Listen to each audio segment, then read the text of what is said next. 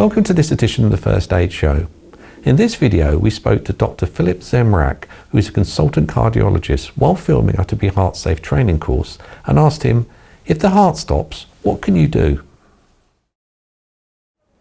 So what can you do when you witness someone whose heart stops? Sometimes it's difficult to recognize, because someone will suddenly fall down on the floor or will stop responding. It requires a little bit of skill or experience to recognize that someone's heart stopped, and we teach those things during resuscitation training. And what's most important, if we witness cardiac arrest or someone's heart stopping, we can start CPR. In a lot of cases, we can save someone's life through starting resuscitation, starting CPR, call appropriate help.